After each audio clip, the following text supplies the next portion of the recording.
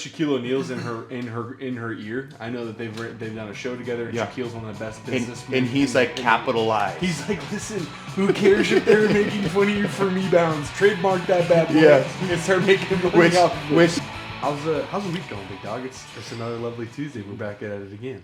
I'm loving the way the week's going right now. There's something about the heat and like summer that just gets me going. That's like my thing. I'm a summer guy. Yeah. I like the heat. Okay. When people like Longer days. Yeah. I wake up, it's like, I don't know. Today I actually slept in, but I normally can wake up a little earlier and the sun's already up and it feels good. But then, it's not getting dark at 4 o'clock. So I feel like I went fishing yesterday. Didn't get done till like 9:30. Okay. Like just good days. Catch anything? No. Just the art. It's actually a new hobby. It's the art of fishing. Yeah. It's the art of making time, getting out there. Exactly. Being with nature. No, dude, I like the way this week's going is good. I ran a 5K yesterday. I went fishing yesterday. Okay. Got a ton of work done at work yesterday. That's just a Monday, brother. That's just a Monday. Yeah. You must have set yourself up nice on the weekend to have a grindy Monday. Hey, dude, I mean, I had like, I don't know, maybe 5 casual beers on Friday, and that was it. The rest of the weekend, it was just hanging out, just golfed. Didn't have any beers golfing. That was new. I'd be interested to know your scorecard after no beers after golf. Especially after so many rounds of juice golf. Mm-hmm. And like having to like literally have an ante, like, I'm going to get tased. I'm going to have to take a fireball shot. I'm going to have to shotgun 9 beers and 9 holes. Like, where are we going to be at? It was so funny because like the whole time I'm like, dude, I've never hit my driver this good. And I'm nuking drives and I'm like feeling really good. And I'm like, this has to be my personal best. Look at the scorecard at the end. I'm like, shot a 95. What is this? I suck. Hey, but a casual 95 for an amateur golfer. He's fired up. He's not breaking 100. Like, no, but I was thinking, I was like, I had to have shot like an 84, 85, 86. Like it just felt good. Put a couple putts together. Put a couple second shots. And it was just, I mean, I had like 1 par. So it'd be like that. Yeah. It'd be like that. Yeah. But what about you, man? How's it going? How's the week starting? The week's going good, grinding away. Just got back, was down in San Diego. I remarried my parents over the weekend. Fantastic. Had a bunch of family in town, so great to see my brothers. And great to saw some cousins I hadn't seen in like 10 years. Oh, that's awesome. Good to see them, but back grinding away. And a happy Father's Day to the dads. Happy Father's Day to all the fathers out there. All right, make sure to be a good father. Yeah. I had a good father. Compsec had a good father. That's why we're going to be good fathers one day. Come on now. But hey, man. Oh, dude. Okay. Before we get into it, the fishing thing. I wanted to like go off of that, just kind of spin off of it real quick. Dude, we need to start covering like high level bass fishing for you. Well, I'm like, my girlfriend is like, why is it every 3 weeks to every 3 months you have a new hobby? And I'm like, how true is it that guys just go through like these crazy, like I bought a surfboard like 5 months ago and started surfing. You was crazy for that. And then bought a freaking a reel and a rod, and then still figuring out the fishing thing. Like, I bought one of these. Yeah, one of these things. Dude, yeah, I bought a bait caster, which isn't the spin. It's this way, not this way. Yeah. And dude, the other day I was casting it. No backlashes, no bird's nests, until I threw a new lure on it and forgot to change the little damper thing. Couple little things. Oh yeah, and just.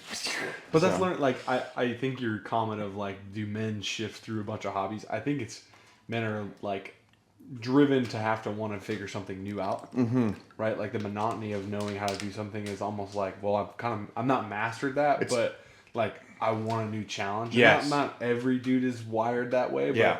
I think guys with our backgrounds, like I'm jumping around hobbies left and right, but I'm always trying to find something that's gonna keep my hands going or keep my mind going, like, because like it's tough to be a male out here sometimes. There's a lot of things to think about, and like if I can sit in a room too long and start thinking about too many things, I might go crazy. So no, let me go do something that like I did that I was sitting in my office too much today, and I was like, dude, you gotta get out of here. Like, I went and hopped on my bike and took a different route. Like, exactly. Had to like just to do something different. Yeah, so. No, that's so true, because like I'm thinking about it, and what gets me is like some Instagram reel or a TikTok or whatever, and then I see something and it sparks like a little interest. Yeah. And then next thing you know, I'm down this rabbit hole. You're a couple Safari searches into it. Like, and now that's achievable. I can get that I can done. do that. Yeah. And then it's like, I want to learn about how to do that. And like you said, like I might not be mastering the stuff, but you're getting enough in it. Enough knowledge to where I can dabble in it. And then it's like, all of a sudden I'm having a conversation with somebody and they bring up this and that. And it's like, oh, I know. Also another like conversation starter, another onion layer to you. But like, think about, this will get us into a good part of the episode. Like, where we are geographically located in one of the best places in all of California. I will be willing to bet on that. Right? Yeah. I grew up at Oceanside, but I can tell you, like, where I'm at gives me access to a multitude of different things, right? Whether it's going to the coast, going to the mountains, going to a lake, a river, fishing, hiking, hunting. Like, what do you think is the best thing to get out in nature and do? Obviously, you like fishing, but like, what's that dream day for you? Dude, that's so hard because like I said, I have so many not stupid, but like, I'm kind of an idiot for liking so many different things, you know, like so many pots in one fire. Yeah, well, it's like I just like things. Like I like people. I like doing stuff. Like I don't know, but I would say like you said, we can get pretty much anywhere in 2 hours, 2 to 3 hours. So it's like, is my perfect day going to the lake and maybe hitting like a little bit of wake surfing in the morning when the water's nice and like flat, and then maybe throughout the day, like chill on a pontoon boat. Find a little cove and fish. You know what I mean? On the pontoon though. So you switch from the wake boat. I mean, I don't have. You got bread. I don't You're have. switching between the wave runner and the pontoon. I knew as soon as bread. You said perfect day. Okay, so in your perfect world, you're rich. Hey, you said unicorn day. I'm not saying I got this kind of bread. My bad. But it would be like going, wake surfing, and then pontoon with the friend, because you could fit more people, in my opinion. You could fit more people comfortably on one of those, and just kind of putt around, party cove it out, anchor it, beach it, whatever you want to do. Yeah. Get the drinks flowing and whatnot. Maybe a little barbecue as the sun's starting to set, And then as soon as that temperature starts to drop, go out, wet line a little bit more.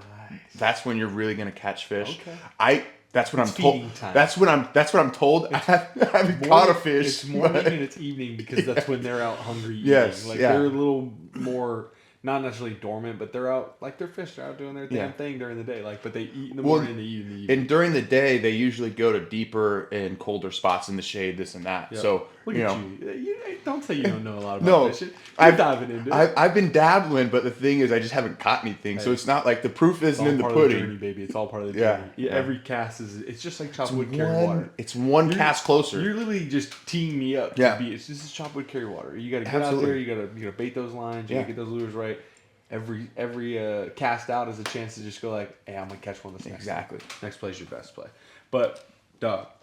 Wait, I want to know what your perfect day is. You're right. I'm just so excited to talk about this Arkansas pitcher, Gage Wood, with just steel brass nuts throwing a no-no in the College World Series. But I'm a big Yosemite guy. So if I can get out and and obviously I've been enough times now, like the Valley floor is just kind of like, if I'm taking people who haven't been before, they have to experience that. Yeah. But I want to drive right on by that, get a little further back, like the Tuolumne Meadows, which is probably about a 4-hour drive from us. Yeah. But it's breathtaking. Like, you're literally out in a giant meadow. What's it called again? Tuolumne Meadows. Tuolumne. Yeah, and it's a little bit closer, almost if you were coming in from the Mammoth side of Yosemite. Okay. Not too bad though of a drive. But on the way there's a lake called Mirror Lake. So literally on that drive, I'd stop off Mirror Lake, have a nice little like turkey sando with some Doritos. Are you a mayonnaise and mustard? As I've grown up, absolutely, and a little sriracha on that, John. But like growing up, no, miss me. Like, oh wow, ketchup and mayonnaise. Ketchup and mayonnaise. Wow, dude, you know what? It's the early onset of Thousand Island sauce. Yeah, there you go. Like, it's not. I see that. I never even thought of that. I used to. This is disgusting, but I used to be a peanut butter and jelly with mayonnaise kind of guy. Okay, it's a little weird. Not really sure how to take that. I don't know either. My grandmother used to make it for me. Why are you throwing mayonnaise on your PB&J? Dude, I used to... that is probably one of the most iconic duos you could ever put together in the history. It's like fucking blue Gatorade and some Cheez-Its. Like, mayo? You wanted to go throw a third condiment into that? Just no. My grandma used to make it for me. So like, are you putting the mayo on first? Dude, I couldn't even tell you how to make it. Okay, my grandma. You got me intrigued now. Like as a big back myself, like I'm a little intrigued. Well, I used to just crush mayo sandwiches. No, I was a mayo and ketchup only sandwich guy. Yeah, like I would just both sides, bang, crush it, go play out in the yard. I'm on that. Like, Yeah. And then at one point, my grandma was just, she thought I wanted a peanut butter and jelly. And I was like, no, I don't want a peanut butter and jelly. I want a mayonnaise sandwich. Not rudely, but you know what I mean? I was like, He's a little kid. I was like, oh, I don't like peanut butter and jelly. Because, kids are just weird sometimes. And then she's like, oh, okay. And she was like, I don't like to waste anything. So then she just put the mayo on the peanut butter and jelly and didn't say anything. And I took a bite and I was like, at first I was like, and then it was good. And then that was it. And then I was like, hey, Grandma, can you run that back? Run me back that mayo PB&J. I need another. Which, I mean, I don't know why. That's dirty. I don't know why I outed myself like that. Just outed myself. Well, my brain started like, I like cooking. I like putting down in the barbecue. Like, it made me start to think like, maybe Grandma was going crazy and like mayoing the outside, getting a little toast on it with that mayo, and then making a PB&J. And I was like, see, now I could get behind something like that. That's like an elevated meal at that point. But dog, talking about good vibes, talking about good energy, talking about grandmas. Grandmas bring good feels, good vibes, gives you a lot of confidence. Our guy from Arkansas, pitcher Gage Wood, threw a no-no for the first time since the 60s in the College World Series baseball. Okay? I think that's what in an elimination game. Well, what you just said, since what, the 60s? Since the 60s. Like that first no-no since the 60s. That is huge. Like those are the reasons why I watch sports. Facts. And like, which I didn't catch the game live. I didn't watch it live. I caught a little bit of the back end, but like I've watched enough baseball. I've played enough baseball. Yeah. Pitchers, once they kind of get on that groove and rhythm, like he's got a little piss to him. Like he is like, my shit doesn't stink. As he gets later into the innings, he starts getting more fired up per strikeout, per out. So like I was actually talking to James Bailey about this yesterday. That like throwing a no-no in a big game like that might be, that like leads me like, is that one of the greatest like team achievements that you could get outside of like winning the championship together? Right. Well, like an in-game, like kind of an in-season achievement. What you're saying about pitchers once they get on that heater, because it's really just riding momentum is what is. It's all rhythmic as well. You know what I mean? They're in that flow state and they're just going. Yep. There's something different about like even, like you talk about quarterbacks and they have just a different like presence when they're with the way they carry themselves because they're leaders of the team and whatnot. Same thing with pitchers. Like they're just a different type of baseball player. No, they are. You know what I mean? Like they're their attitude, their aura, everything's just a little bit different. But it's like, can kind of have to be. I think it's very similar to, not like it's apples to oranges at the end of the day, but like very similar to kind of like a kicker or a punter who's like, like Jimmy Camacho. I got to focus, and this is my focus. Like, and I think being a starting pitcher, knowing like, hey, I'm the guy who's going to start this team off. And kind of set the pedestal of like how the tone of the game's going to go. You've watched I think you've watched enough baseball. You watch a starting pitcher come out and he gets raked in the first couple innings. They're into the bullpen early. They're where a pitcher sets the tone for you early on. And like you're saying, like as a team in a big game like that, is that like how impactful is that when your pitcher comes out and gives up a few solid like just like gap hits, it doesn't even have to be bombs, but he's getting poked. Like bang, his stuff is not hitting today. Or the batters just got his tweaks and understand where he's putting the ball. And it's not even that they're hitting crazy shots; they're just getting it in gaps. Like your team, your infield, your outfield starts to go, oh no. It's kind of a domino. Yeah. Right. Like maybe gets a guy on base getting out, whatever. But like hit. Move, it's wild. It's wild to think how much of a momentum game baseball is, even though it's not like as it's. I would say it's like one of the more slow. It's the slowest version of like team sports. I would say, right? Like now with the new pitch clock. But I'm saying like it up. But like I think I see what you're saying. But it's because they get hot off each other. Yes. Like you could have a guys go through your entire batting lineup and not do well. Yeah. Not get enough looks. Strike out, swing at some bad pitches, not really do well in that first go around. Yeah. But in the second go around, like your second hitter comes up and he pokes a double. He does his little on the second base. That entire lineup. Now, by the time he gets back in base, you're 2 hitters, 3 hitters deep.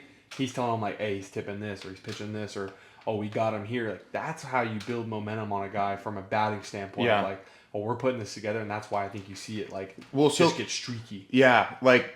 I'm not saying that it's a slower game, but like basketball, it's movement back and forth the whole time, and it kind of gets in this flow. You know what I mean?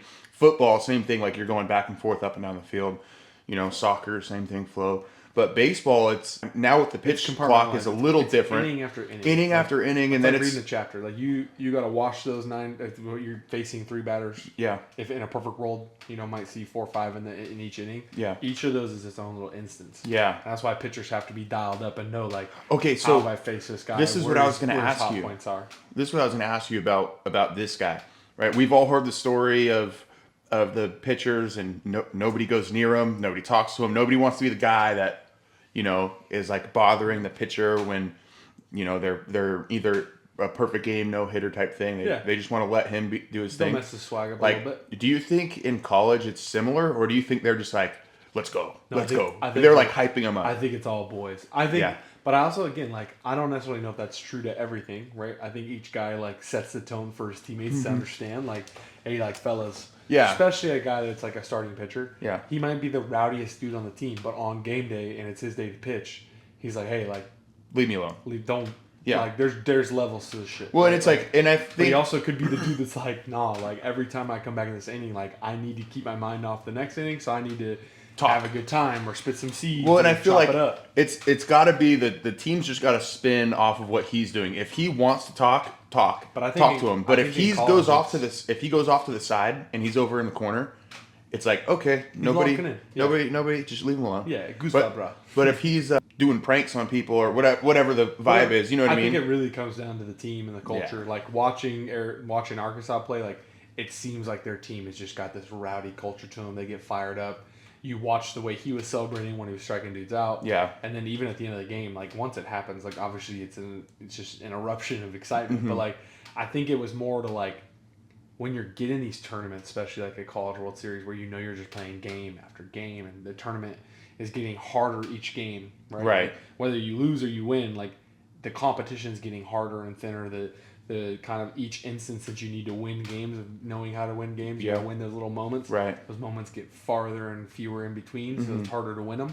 But it's just big brass nuts to come out elimination game against a hot team, Murray State, who has really kind of a smaller team that's made it to the College World Series, right? But showed up big. Fan base came out. Their fan base ended up with which I love. Dude, their fan base ended up with 8,000 Jello shots from Rocco's. Okay, which I think was second or third behind. First was LSU with 18,000. 18,000. Doubled them up. 18. Someone do math. Not me. 18,000 times 5. That's a lot of money. Yeah, that's just their own bar tab putting on the Rocco's that's going to go to feed. $90,000. They put the LSU fan base in 3 days put $90,000 down. How many shots? How many Jello shots are you taking if you're there? If I'm there and I'm with my squad, and our team's there. Yeah. I don't necessarily know if I'm getting into kind of how many I'm particularly taking, but I'm fucking ordering 25 every time I go up there. And then it's just pass them out. Yeah, pass I'm in the numbers game, baby. Yeah. There's a competition to be had, and I want to win. Yeah. So I'm dropping 20 every time I walk to the bar. I'm coming back with the trays. Who needs? Trays. I don't even care who drinks on a platter. I could give at a wedding. At a wedding. Just two shits who drinks it. It could be an LSU fan drink it. Thanks, brother. Save one of my boys for later. Yep. But no, I think just in the whole moment and the whole kind of as the competition kind of fielding out itself, it's going to be really interesting. And I think. Going back to pitching a no this late into the season in a really big moment, they're in the elimination bracket. This could lead them to go win a natty now. It's the same thing we talked about when we talked about a big hit in hockey. It's the same thing. They could ride that wave the whole way through. Wave for the rest of this tournament and end up and look back. Maybe they go win the natty. Win, right? And they look back and go, yo, that spark, that no that was thrown that. Our clubhouse, our hotel meeting rooms, where we're eating dinner now, we're a little more buzzy. We're a little bit more of a good time. Yeah. I think you need that. Hopping and bopping. Tournaments. I'm watching. I was really actually. I know I'm on a rant now. I was thinking about. I was like, how much recovery are these dudes getting? How many days between the games? I don't know. Not much. A but day or base. Two. And but they're used to playing a lot of games. Yeah. But I'm used to playing a 3-game series, and one of those games might be high stakes. Yeah. Every single game at the College World Series, there's butts and seats, and there's emotion, and there's things what's the recovery process for these dudes? Or is it regimented, or is it hey, by the 5th game you've played in the College World Series, or the 4th game you've played, our boys just like, hey, like you guys go off, take some time. We'll do like a little stretch down in the lobby with pregame meal or like a postgame meal or something like that. Like, I mean, interested to see how teams are managing that. I think for a lot of those guys that this is what they've been training for. So it's like, who gives a shit? Yeah. Like, who cares? Yeah. Like, just let's give it all. We're gonna have a few months of downtime coming up here. Like, let's just throw the kitchen sink at them. But you still gotta like I'm with that. I hear that. Yeah. But like, that doesn't mean like fucking off your routine. Like no. But I'm saying like how well. I guess my question should be phrased better. Like how well outside of your own environment. Yeah. So LSU, right? They probably got top of the line facilities. Yeah. They go play a 3-game series. They get to go back to that.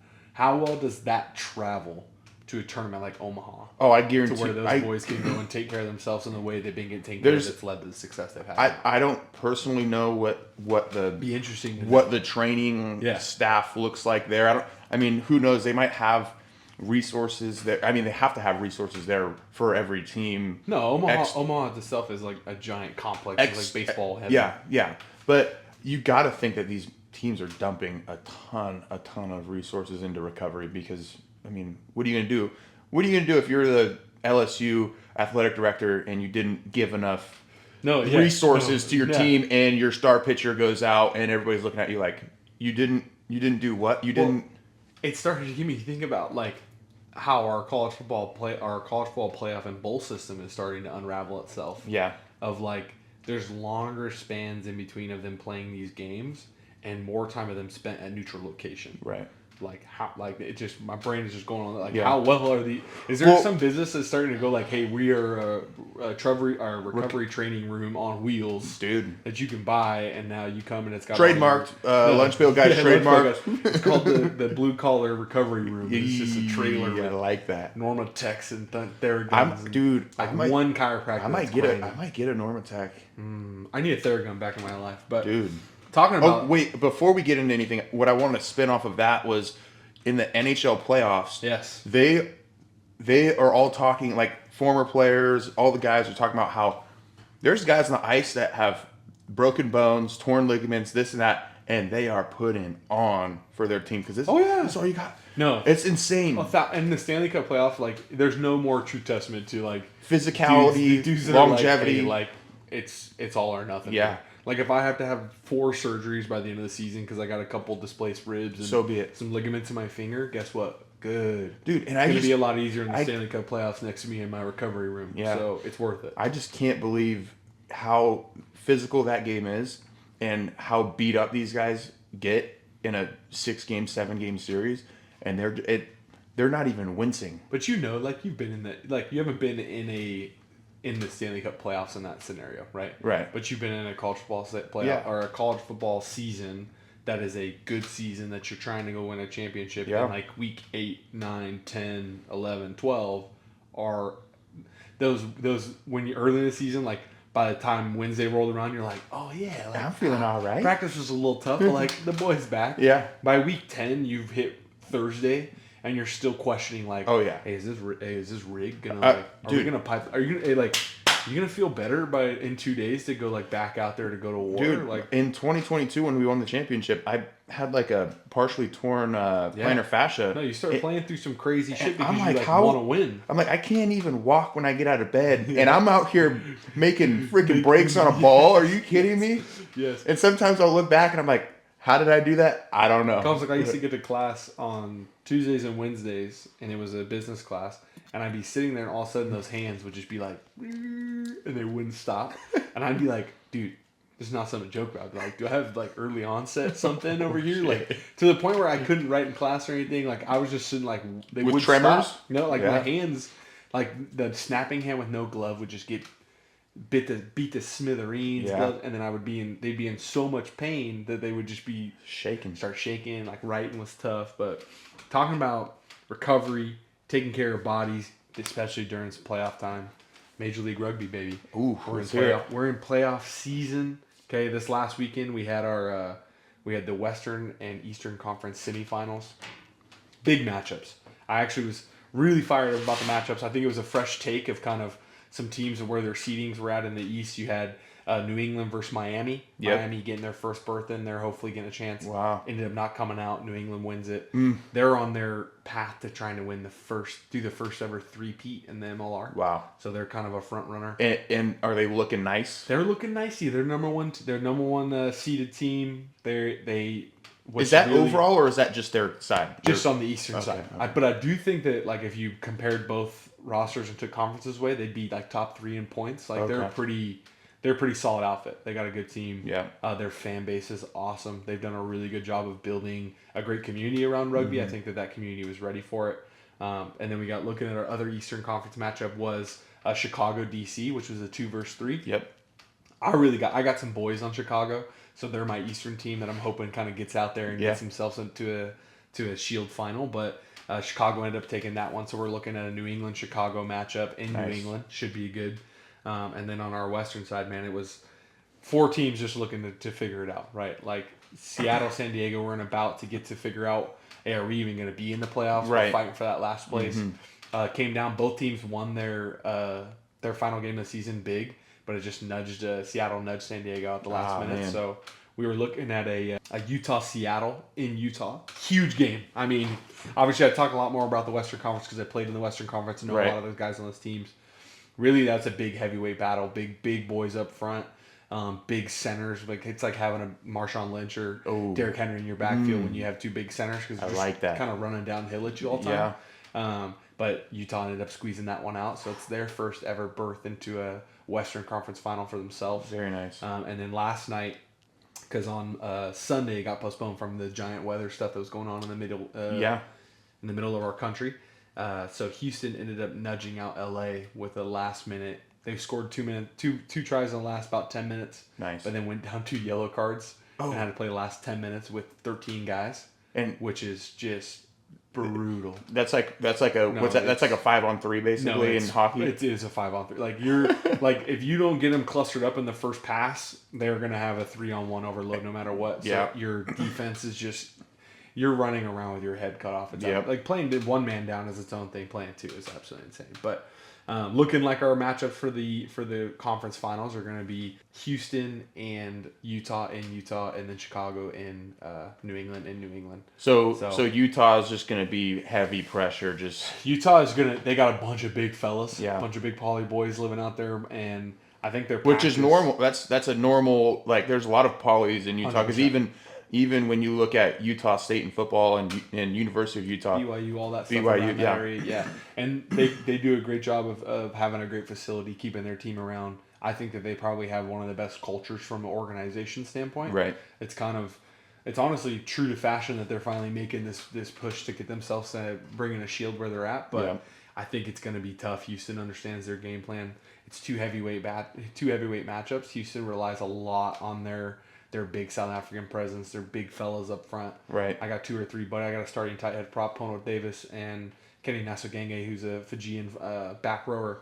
Both those guys are big units, so I think you're going to see a big matchup this weekend in Utah. So, but I'm pushing for those boys from Houston, right? Yeah. Former club. I want to see those boys get. We've made it to a Western Conference final before. Unluckily, we didn't make it out of that. So. I'm pushing to see a Chicago-Houston final. Nice. It's going to be in New York, so we got some more stuff to talk about. In the next couple weeks, man. It's going to be exciting to see what happens. That's awesome, dude. Did you see the golf tournament this weekend? I didn't tap in at all. Oh my gosh! Talk to me. So I know they were playing on a really tough course. So that was 2 weeks ago. No, that was this week. It was Oakmont, I think, or whatever. Oakmont was this last weekend. Before you get on the stage, I need to ask. There was a dude. Did a dude just crash out and like fucking entire locker room up there and get banded, or did I like see something crazy on TikTok? Oh, I didn't even crazy see on that. Twitter. Wyndham Clark. That's the word that he did. He there like was like a couple lockers smashed in, like whatever, and like somebody put a post out saying like Wyndham Clark? You are no longer allowed at Banned. Oakmont ever, like you're banned. But like it didn't look too crazy, but like it was a for sure crash out. Well, like, he put his fist through one of the lockers and definitely a foot through the other. I'm not surprised because all these dudes were like 10 over, 12 over, like the dogs. I heard, and it was, hey, look, they're playing like us. Yeah. Like, welcome, humble. Yeah. They said something like a handicap would go out there and shoot like a 150. That's what I heard. I just was like, are you kidding me? We just found our next juice segment. We're all flying to Oakmont. Who's the what? We should look up the Guinness World Record for the worst round of golf there. And be like, can we try our best and still hit it? Right? But dude, I mean, there's 160 bunkers or something crazy. The rough is like 6 inches or something like that? Yeah, it's just nasty. You can't even see the ball. I don't even know how they find their ball. I can barely find my ball in like 2 inches of rough. No, dude, if I don't see it off the tee, I'm screwed. But yeah. I saw a dude that was like, his second shot or third shot was in the bunker, and he was kind of on a lip. Yep. And he smoked it, like, pretty purely, looked good, sand goes everywhere, and it just lipped out and rolled back in the sand. And so dude was like, if that's how you're starting, you might as well just pick them up and pack them up for the day. Yeah. And I was like, dude, if that's what a pro golfer looks like trying to get out of sand, good luck. at that course... I'm hand wedging it, baby. I'm picking that. You see that shot? Look over there. Yeah. But dude, okay, so JJ Spawn, he was up there. He won, right? He won. He was up there, and I haven't even heard that dude's name. Ever. No, this is a crazy story. So he lost his player's card like a few years ago or like recently, and had to go back to the Corn Ferry Tour, get his card back, his PGA card back. Comes back up. He said last year in June, he was looking like he was going to lose it again. Like it was going to be over. And for him to go out there and put this all together, there was a rain delay on the final day. And I mean, he shot a 40 on the front nine, which is not very good for a pro. Yeah. And that, I mean, that's a great round. That's a great front for me. It was probably like 36 or 37 par. So yeah. So I think he had like 4 bogeys or 5 bogeys or something like that and a bird. And during that rain delay, they put on Tiger Woods, the 2008 where he came back, ends up winning it. Similar story, and he said, he was like, I thought about that and it gave me a little bit of sense of hope. And this guy drilled something like 100 and something feet worth of putts on the back nine. Tiger was playing putts on his back that day, dude. Yeah, no, and it was such a cool. It was such a cool thing to like see how good that guy kind of be like. I looked at one of the greats and like kind of took inspiration on that. What I'm his last putt, he drilled like a 64-footer.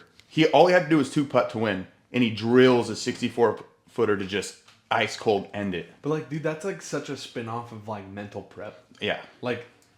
Think about if he didn't watch that. Right. Does he go out there and does he fall apart or does he continue playing on his event? But like he found someone put a video on that he resonated with. Yeah. He dialed up to that video, took that confidence, and went out there and won it. Like, there's something to be said in that mental preparation, mental edge, that mental edge of like confidence in the things that you intake. Yeah. Right. Like you are only the experiences that you live, and if you continue to intake bad shit, you might have some bad experiences. But if you go out there and intake some really good shit. Dude, it's crazy. You might be down a path of winning a place that you had no business winning, and then you went out and did your business. Well, it's like everybody always says, like, what you think is your own reality, right? If you're thinking, if in your brain is poor me, you're going to have a poor me outcome. Was it Henry Ford who's like, if you think you can or you can't, it's like some quote is like, if you think you can, then you can, or some version of that. Yeah. I'm massacring my boy's quote. I don't know the quote, but I mean that sounds like a sick quote. Can you I'm massacring his quote. Help me out over here. Henry Can you Ford. Look that up? Just so we can get it right. I want to know what one that of the greatest automobile creators ever. Dude, but I just thought it was crazy, like the weather, everything that was going on. It's already a hard course. The weather, some guys completely dropped off. I mean, we don't know all the different. You got it? Whether you think you can or you think you can't, either way you're right. There we go. See, it was Henry Whether Ford's you think you can or you think you can't, either way you're right. That's good. Thank you for getting us right. I mean, that was pretty simple. I was butchering it. My old high school coach used to give us that. I think he had it cool. Hey, it's been a while. In his office, and I remember seeing that all the time and going like, "That's so true." Like it really is positive affirmations will get you where you need to go. Just like visualization. Didn't we talk about that last week? We were just talking about visualization. My guy saw Tiger sinking putts and was like, I'm him now. Yes. Like, I'm playing. Someone give me to change the shirts. I'm wearing my Sunday Reds. Yeah, exactly. But no, dude, I thought that was cool to see. Like, it's tough out there to win that tournament. Yeah. Like, that's so sick. And he put his mouthpiece in and went and got it done. Yeah. But, dude, I got a hot take for you. All right. So I haven't been watching a ton of the NBA Finals. Okay, but I've been watching a bit of it. I've been watching enough of it. I know there's a lot of people out there chattering like, dude, this is so good. Like these games are close, but like it just hasn't seemed to have an aura to it for me this year. It doesn't seem to have this like, oh shit, the playoffs are on. Game 4's on tonight. I don't care what I'm up to. Like I need to tap into Game 4. I don't know what's up with that. Like. Does it not have is there not a Curry or a LeBron in it? So I don't really I think Potts was one of our boys was saying like there's not enough NBA Finals plastered in my face to be like I think this means a lot. I think that's kind of where I've been with it. Like I feel like I'm just not in the right sector of social media or whatever. But I see even clips, even when I throw it on, it's like I threw it on yesterday and I saw a Pacers dude.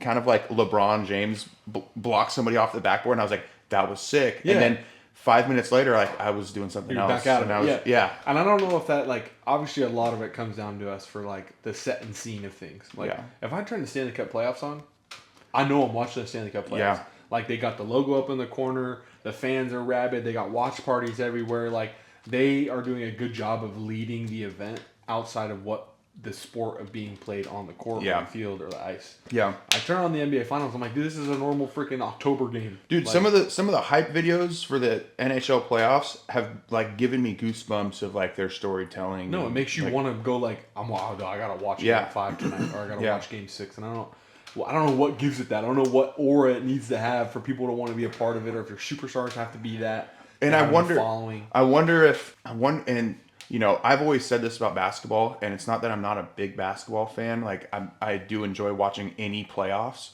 But for me, it's just like, there's something about a game where the scoring isn't in your face the whole time. Like, in basketball, it's a lot of scoring. I mean, they score over 200 points in a game. If somebody gets up 10 really fast, it kind of seems like it's not out of there, but like, you're like, oh, the momentum has drastically shifted. Yeah, and you know, obviously they could swing and go on a 12-point run, and now they have the lead by 2. But it just seems like when you're at that high level, it's just kind of like a team can kind of sit on that lead like very well. Sometimes I feel like as a viewer, like same thing with hockey, soccer, like basketball, like team gets on a 10-point lead, and I'm like, I'm still locked in, but I'm watching it, and I'm like, just feels like nothing has happened. Like, and then all of a sudden I like look away and I come back and I'm like, it's within 2 points. I've been watching a soccer game for 60 minutes, no one scored, and I look away and all of a sudden some dude's got his shirt off kicking the flag down. I'm like, now I gotta rewind it, and it's not. I don't get the same feel as when he went and put it home the first time. Did you see that soccer team that scored 10 points on a team? They won 10-0. Was it in the I'm glad you brought that up. Was it in the CONCACAF Gold Cup?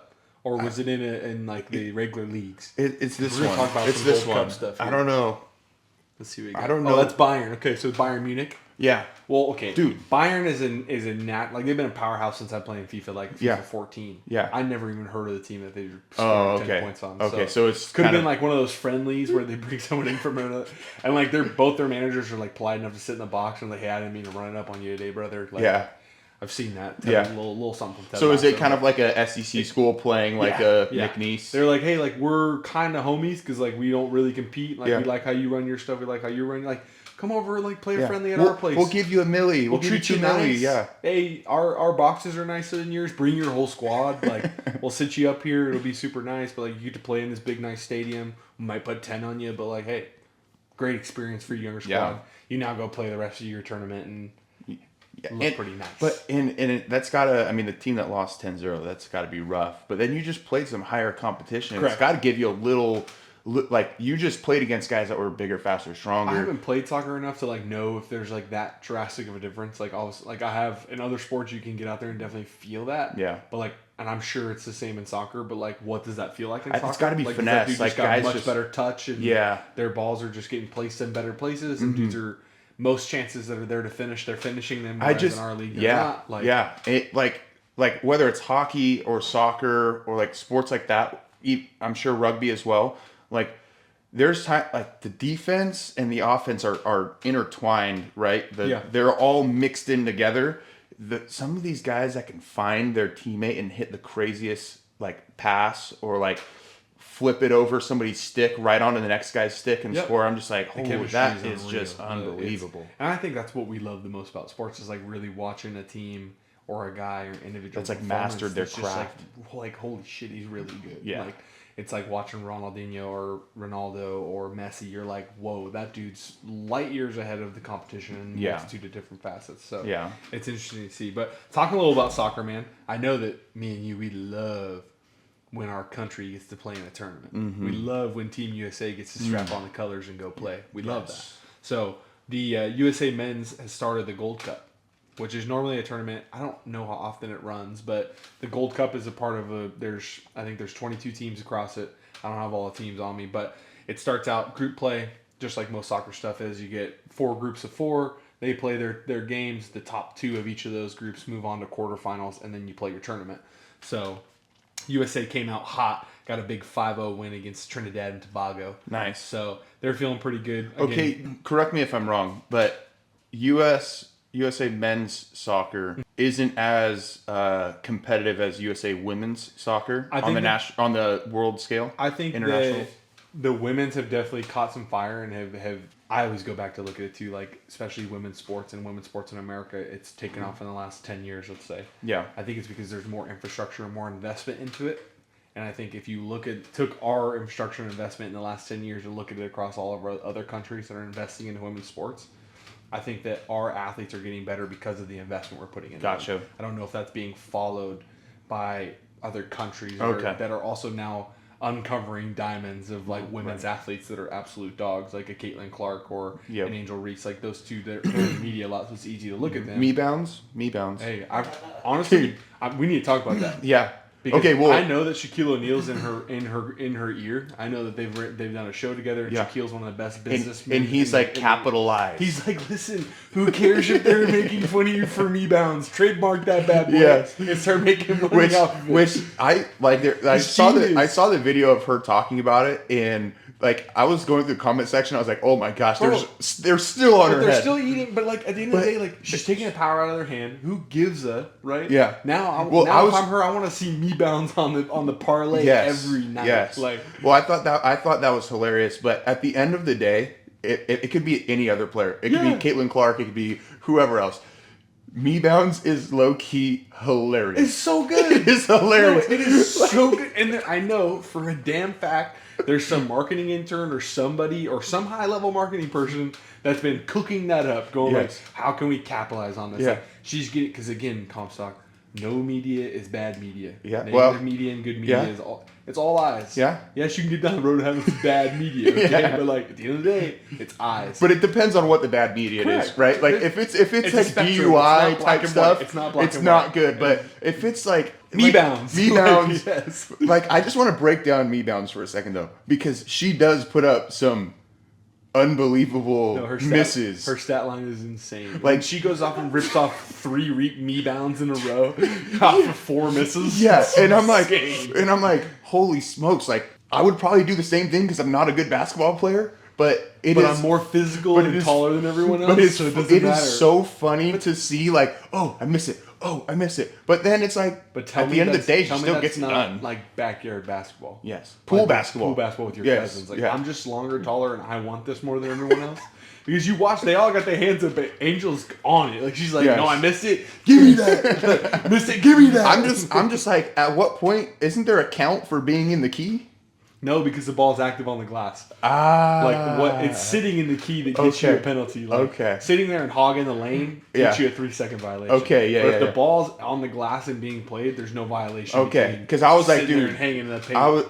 I still am like, it's unbelievable how many layups she misses, and it cracks me up when I see the Angel Reese bang. No, bro. But the stat line. Have you pulled the game up and pulled up just her stat line alone? No, what is it? Or like it? the live game tracker, where it gives you like, point was shot by her, rebounded by, and it goes, shot by Angel Reese, rebound, Angel Reese, shot, Angel Reese, rebound, Angel Reese, shot, Angel Reese, rebound, shot made, Angel Reese. And then it's like 6 pages down here. I'm like, yo, the stat guy has just got copy and paste on there. Yes.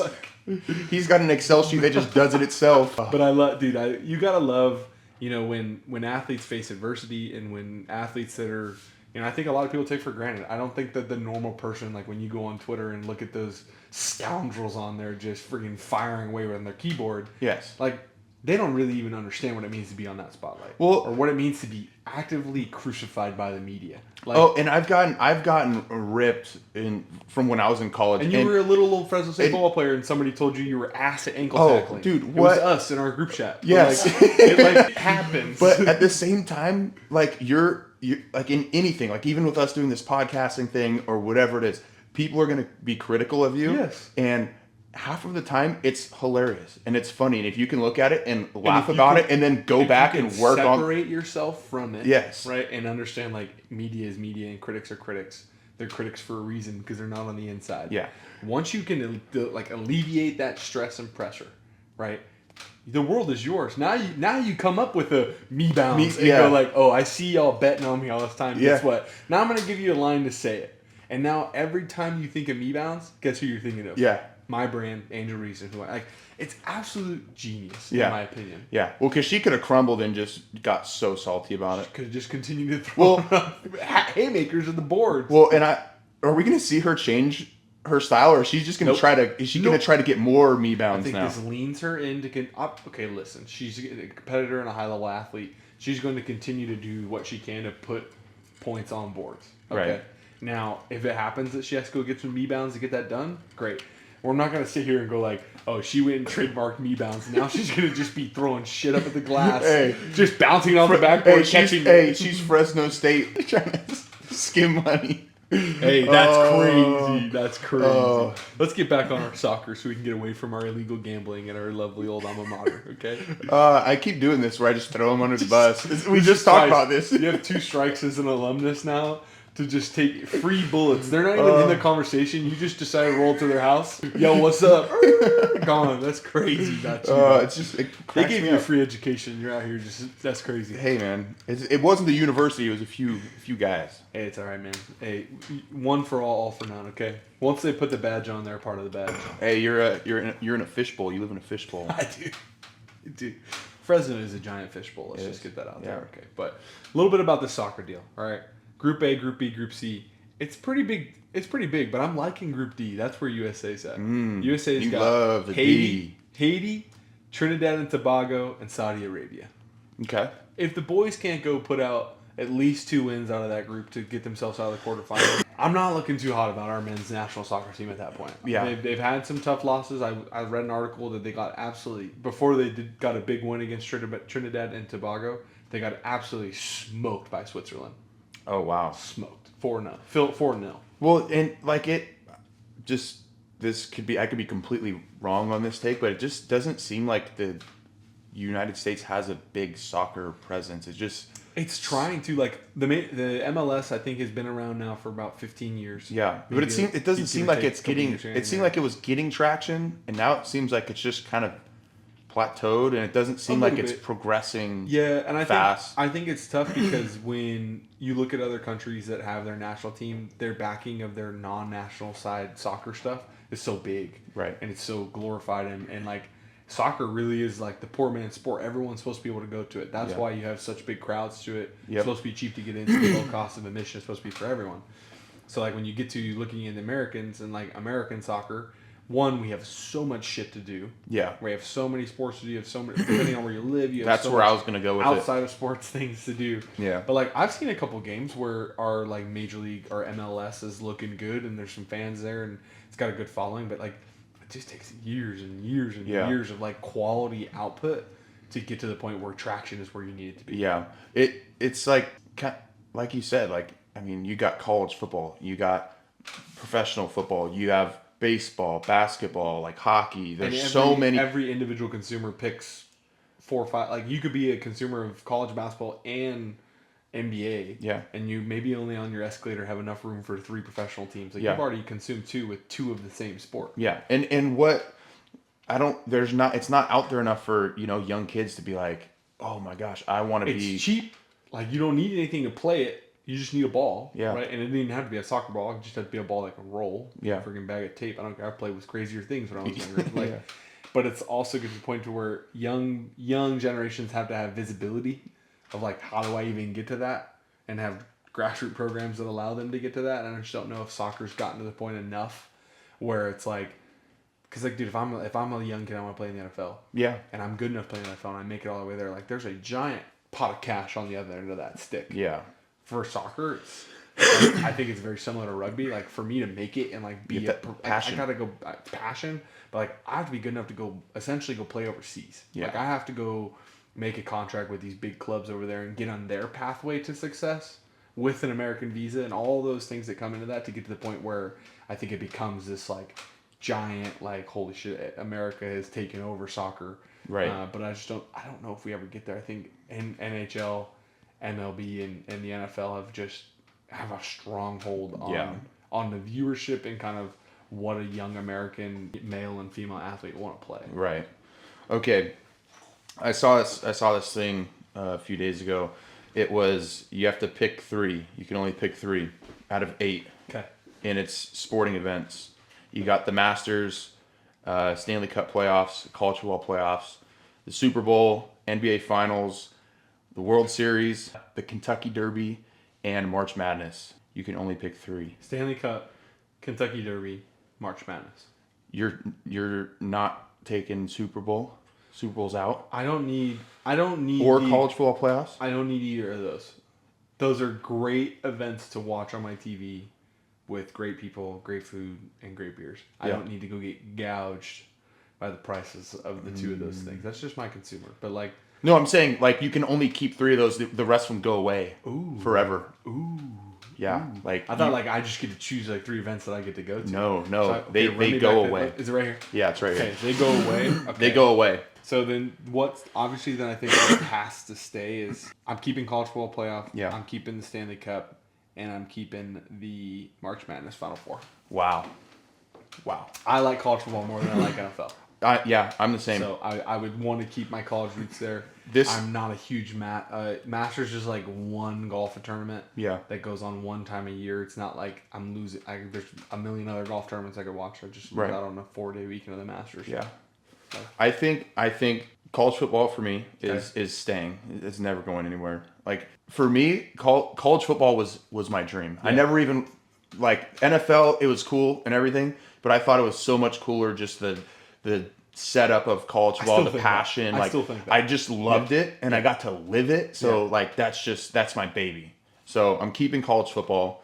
Now it gets hard for me because that's like that's a snap call. Yeah, that's like a no-brainer for me. Close my eyes, I'm picking that. The rest of it, I'm such a big like energy, like I love like these storylines. I love everything about all of these different events. Like watching the Kentucky Derby, dude, I was so pumped. My watch notified me. No, hey. It was like, hey, your heart rate. Regular than normal. It was like my watch was freaking out. It was like, do you want me to call like an ambulance? I just get pumped about all sorts of things. But so this is really hard for me, but I think I have to go college football playoffs, the Stanley Cup finals, and then that's where it gets hard. Because I'm like, I don't know, like, do I double up on football? See, that's why I had made my bed by going, you got to pick one football. Yeah. And I like college more, just like you do. So yeah, and then it's like, okay, like if I could play one sport professionally, it would be hockey. I love this sport. No, I wish I lived somewhere where I grew up playing a little hockey. I think it would be so much fun. Yeah. So that's another one that's pretty easy. But then it's like I think back of March Madness and being in like freshman English class, and all the boys have their phones sitting on the floor. And I went to a 1-to-1 high school, so we all had iPads. Oh, there you go. Yes. It was trouble. So like that memory is like super fun. And then obviously I just told you about the Derby. Like it gets my blood flowing. It gets me super excited. Like the World Series is kind of on the lower end. NBA Finals kind of on the lower end. Masters is also good, but it's not like you said, it's one event. 4-day it's weekend. 4 days. Like I'm not going to watch every single day. Like I might watch the highlights from the first few days and then watch a little bit on Sunday. But I think I'm going to have to follow you and go with the Kentucky Derby. Only because like I really one day want to be able to just go to that event. Yeah. And be a part of the whole shebang of what it is. I think it's just the history, the culture of it. Like, and I know it's bougie as hell, but like I think it's kind of one of those things in your lifetime. It's a special event. I just gotta like see that spectacle. Yeah, and what which is also why it's hard to say no to the Masters, because there's so much history. You want to be able to go see that spectacle there, as well. And I think it's so cool. Like, no phones is what other event? I don't know if there's a single other event that drives around snatching phones out. like I'm a middle school freaking big old Marshall flag. Thank you. You never had Thomas Stoller. He used to do that. Oh gosh, but no, I thought that was a cool one. Like, that's tough. No, that's a tough one to that is a solid to one. pick. That is. But brother, another Tuesday, another one done. Another great opportunity for us to continue this week chopping wood, carrying water. Yo.